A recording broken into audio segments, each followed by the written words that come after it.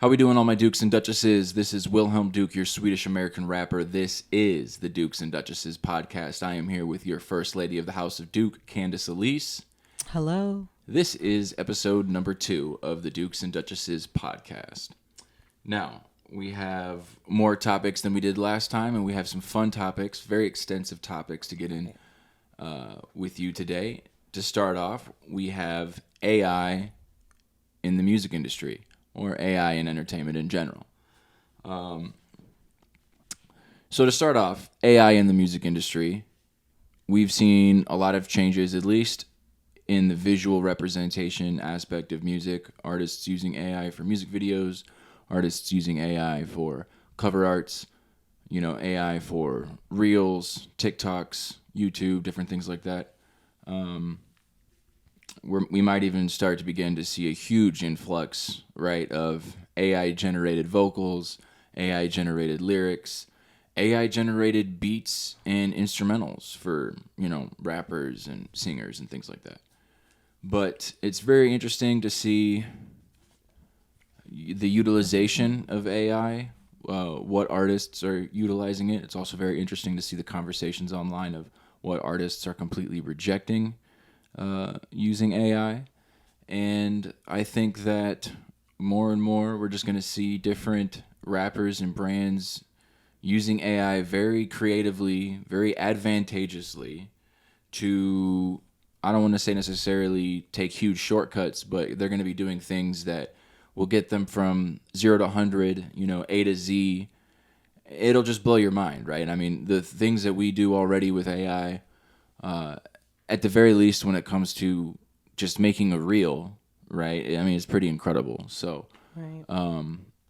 Candace, I don't know if you want to speak a little bit to that about AI in the music industry, AI in arts and entertainment, what you see going on, any thoughts you have? I definitely think people should utilize it. I obviously there's a group or a community that doesn't really like AI, the whole idea of AI and what it means. But I think it's only going to help and benefit anyone using it from any level, whether they're more advanced or, just starting out. It's only going to help and benefit what you're doing. If you're older and, not really sure of using AI, I think you should try because it'll cut the time in half that you use for video production, Photoshop, whatever it may be. I would utilize it, or get left behind. Yeah. Or get left behind. I don't know how else to say it. The thing that helps me personally be comfortable with using AI is the idea of the no true Scotsman fallacy.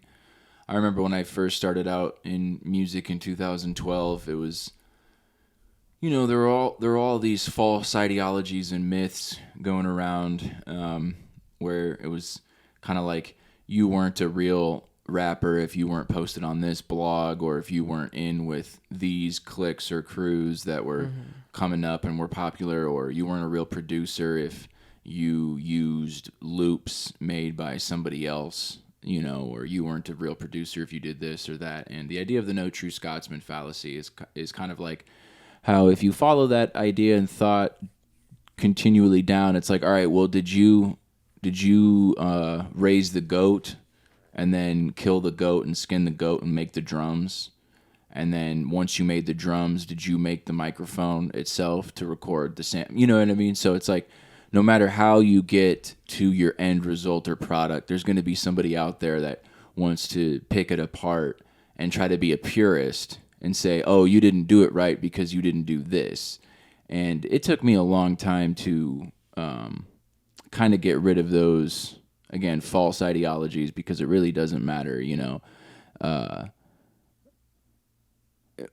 if I start making beats, for example, on something, is someone going to say, oh, you're not a real producer because you're not using this software, or you're not using these samples, for example. So the no true Scotsman fallacy, if you keep that in mind, is that helps me be comfortable using AI because, it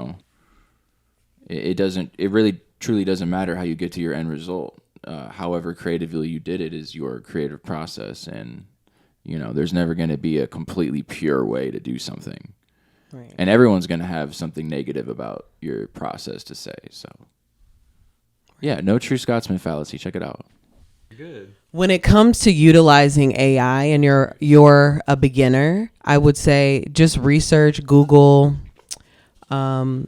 just figure out what programs to use. I love just Googling different AI softwares and playing with it. Yeah. So just playing around with different things that are already out there. There are so many different programs out there now. So I would just say Google stuff.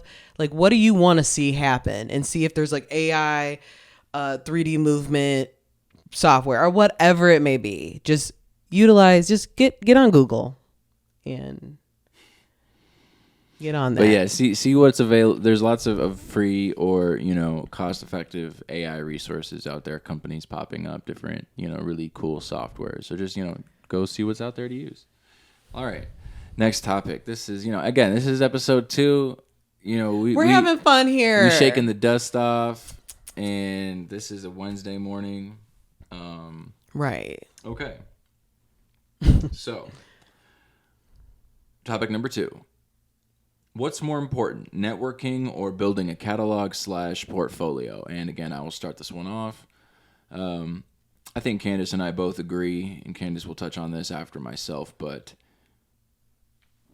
and this can be its own episode, this whole conversation. Right. But I would argue that building a catalog, building a portfolio is more important and more powerful, and something it's just stronger and something you should put your focus towards over networking. Not to say that networking is not something you should be doing, but the reason I say build a catalog and a portfolio versus networking is because doing this for over a decade and seeing the ways that people move, you can network your ass off and meet all the right people, but if you don't really have a product, then all you have is connections but no plug, or all you have are plugs but no weight, if that makes any sense, right? Like, you can meet all the famous people in a scene in a city, but if you have nothing to offer, you're basically a vapid networker, or you're just empty of substance as you're networking. So it's like, yeah, you have all these contacts,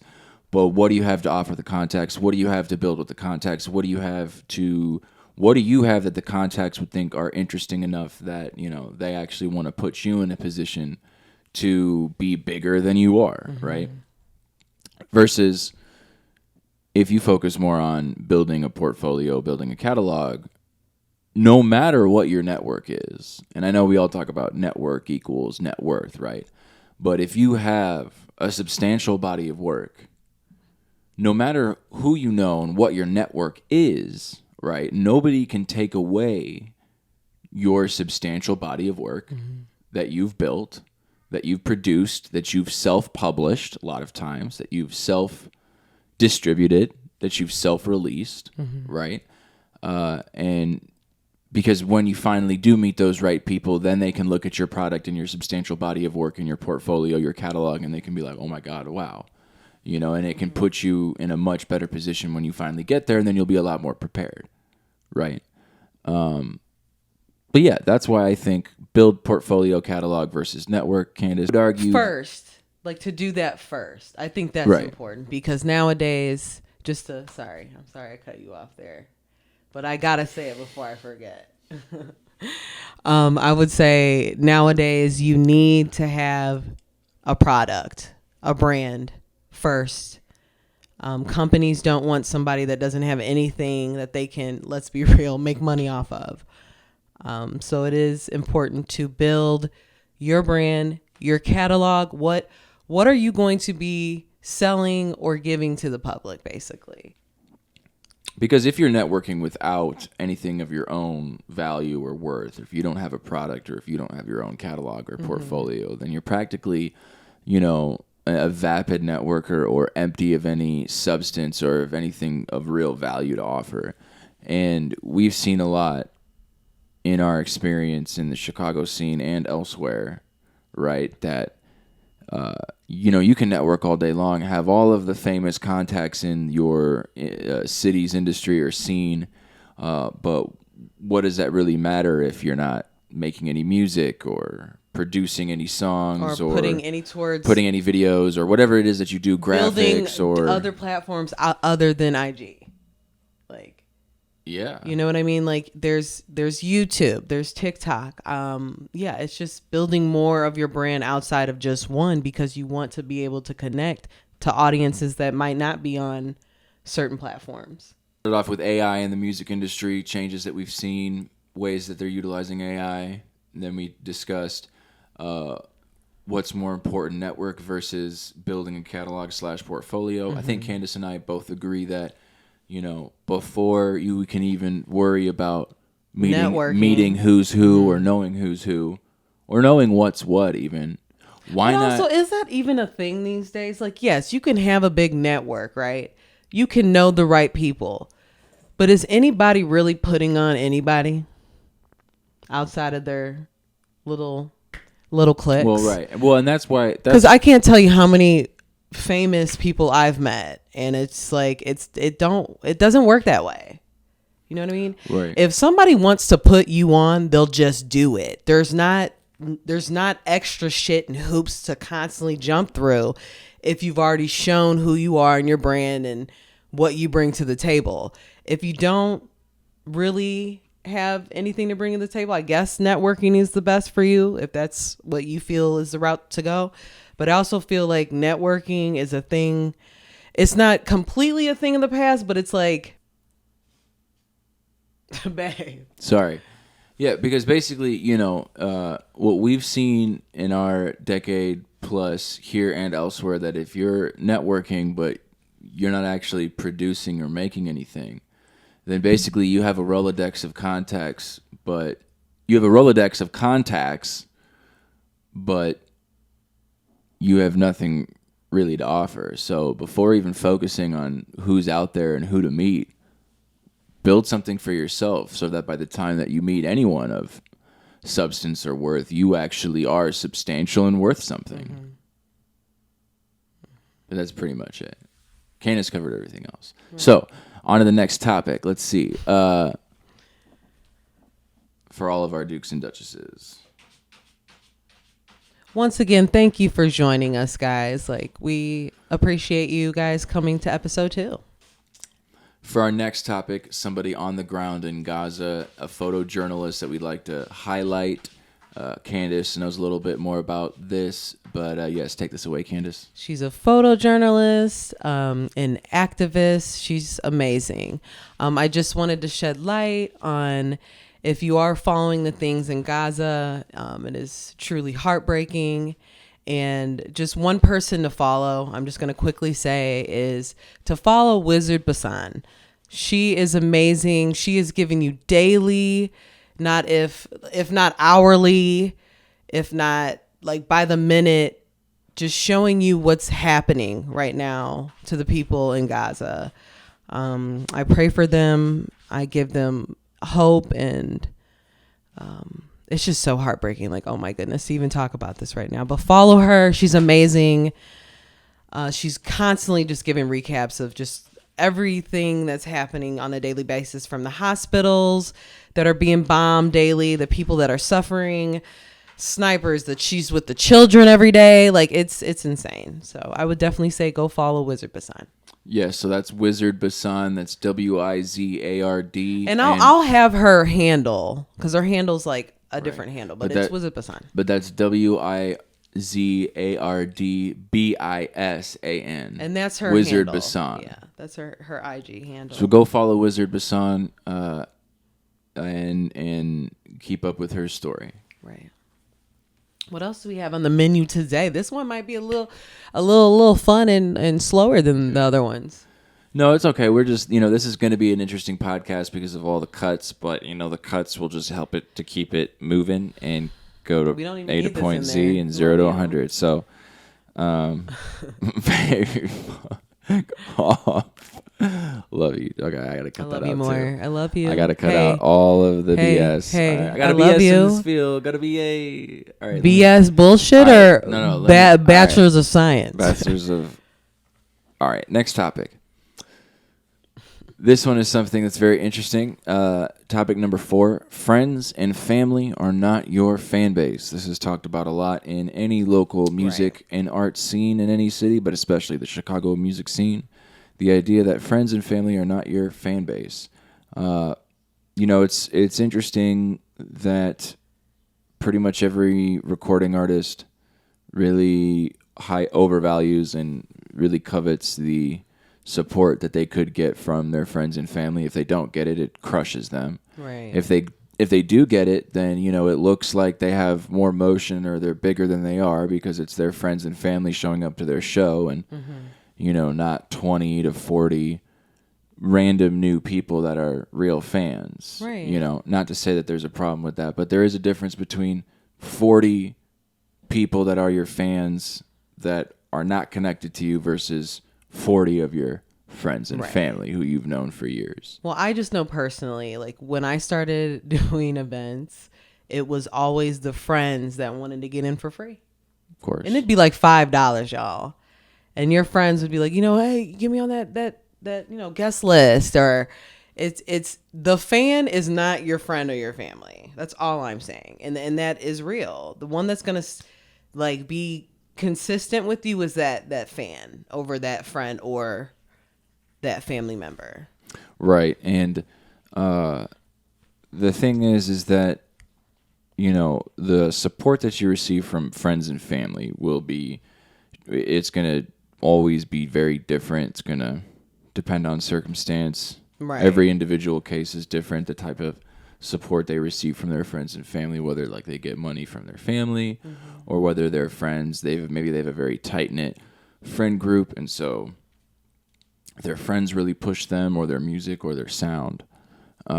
But as artists, we think that, to all artists out there, definitely focus on building a community, right, around your art, but a community where you go outside of your inner circles, your outer circles, friends and family, and really try to, spread what you're doing outside of that, because that will actually be your true fanship. That'll be your true beneficial following. to you. You'll see it. It's going to be so beneficial to get outside your circle and your box and really connect with people that genuinely love and, sorry to say this, fuck with you. Absolutely. So when we could talk about recording artists, performing artists, rappers, one of the biggest aspects of that, or being able to do that, right, is performing out of state, right, or performing out of your city, which I love.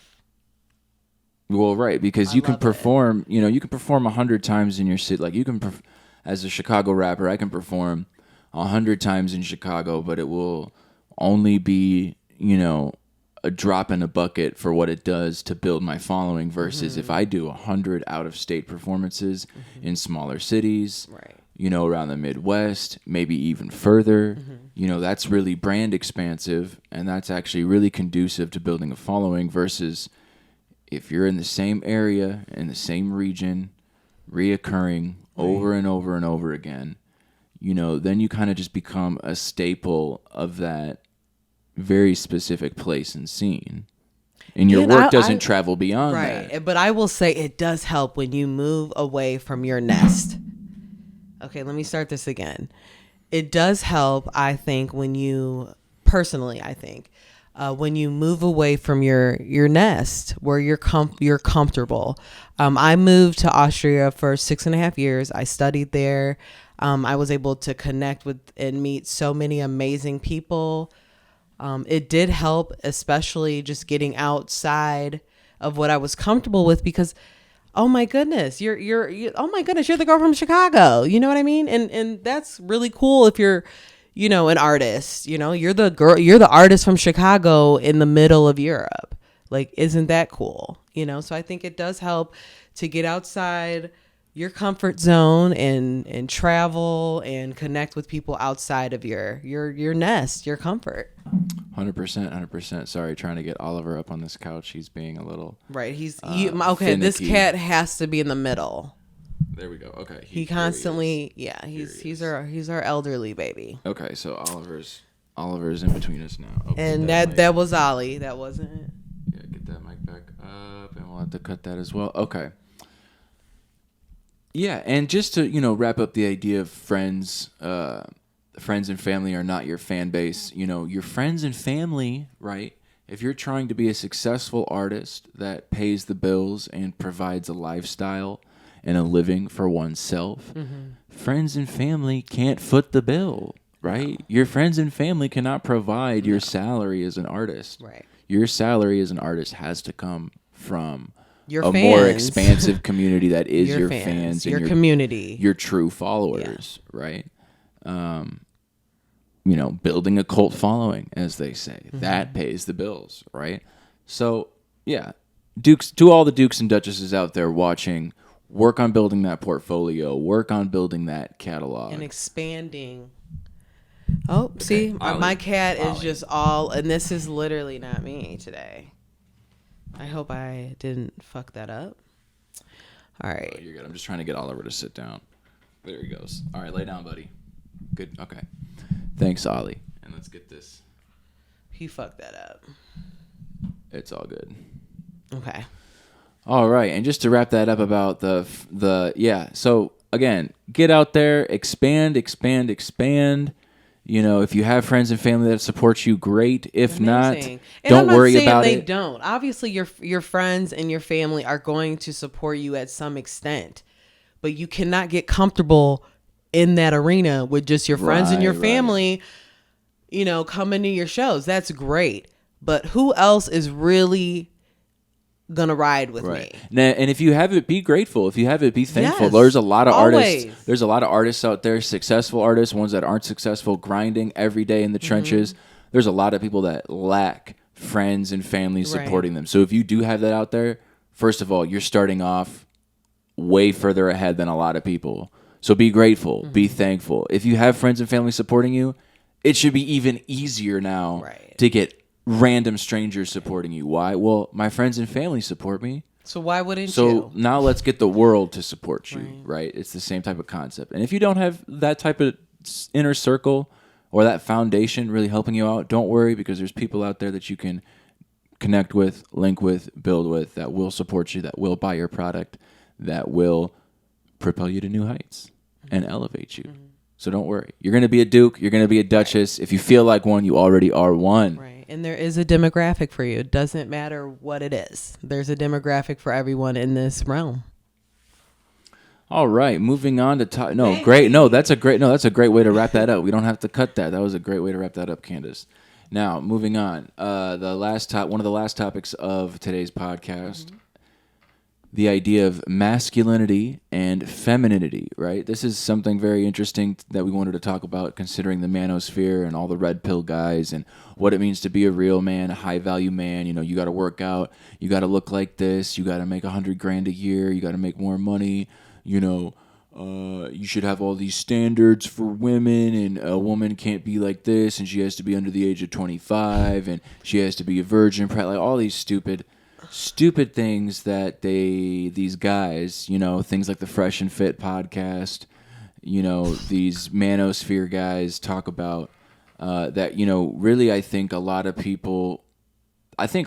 very masculine men in very hardline heterosexual relationships don't even subscribe or align to as well. Like I don't think there's actually a lot of people that vibe with that type of information. Oh, it's so cringy. But it is very cringy. But to break down the dynamics of our relationship, Candace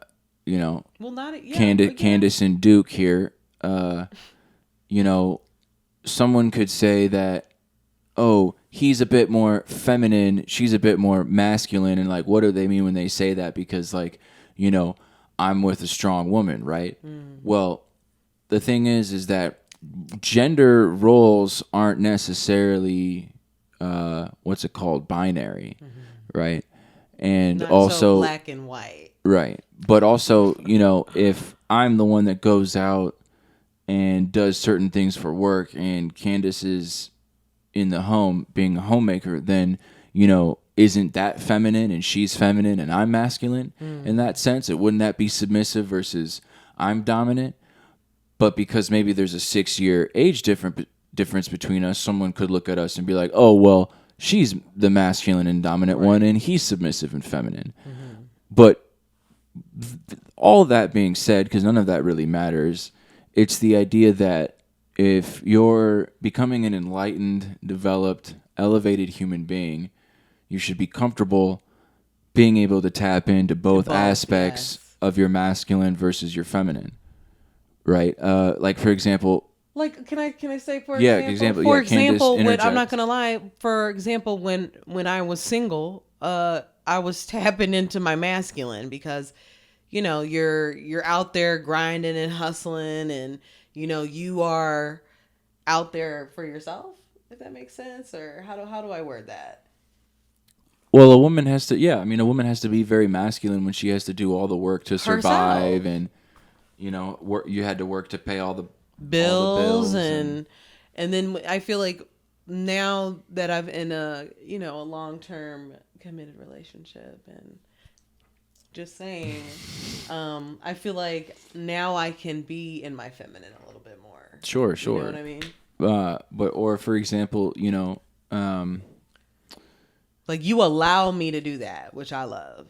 right, right. Or but the masculine and feminine, I would like to also say that they're more about the idea of form and formlessness. Right. So masculine is straight lines, it's structure, it's form. Femininity is curves, it's it's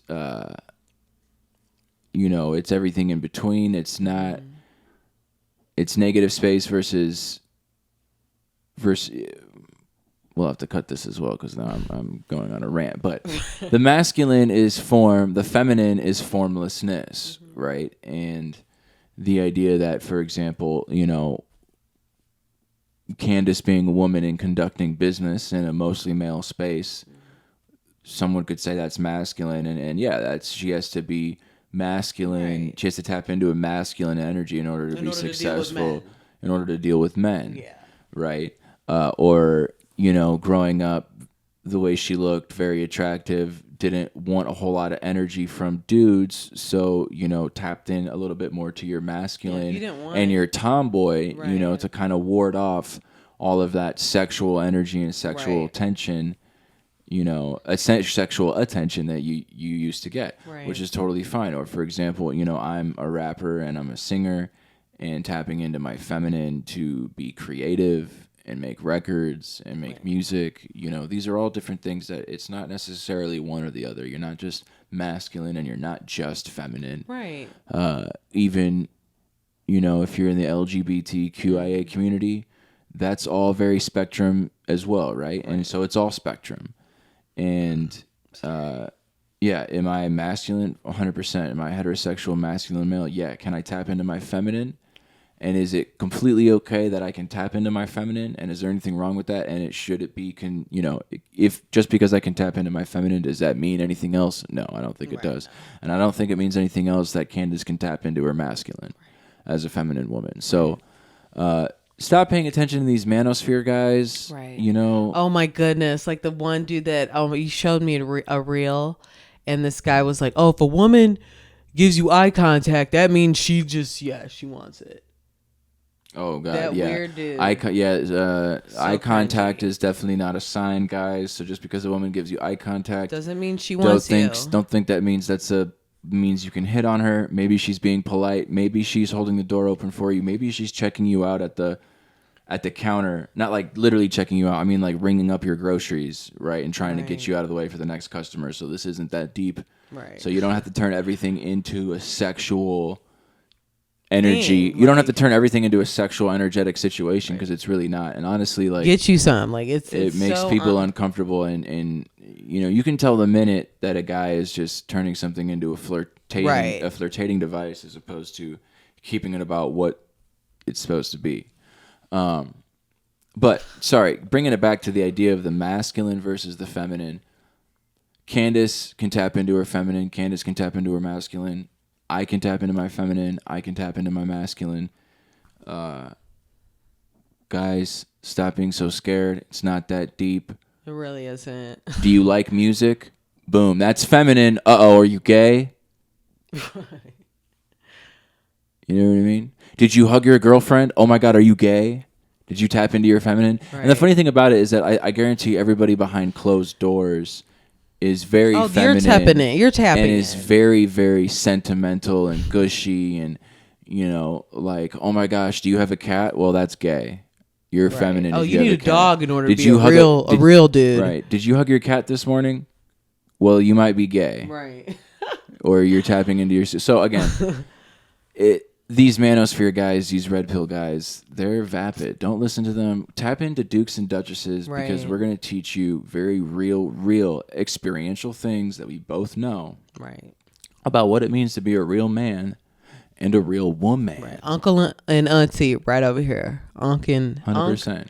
Unc and auntie over here 100%. to tap in and give you some reals. Just oh my gosh, some real talk. Do you do a podcast with your wife? That's gay. Right. It's gay now to get married, gentlemen. It's super feminine. It's super feminine to be in a relationship, whatever that means. Right. Anyways, this was fun. We definitely struggled a lot through this podcast, but we'll get better. We are the Duke and the Duchess. This is Dukes and Duchesses, the podcast. I am Wilhelm Duke, your Swedish American rapper. This is the First Lady, Candace Elise.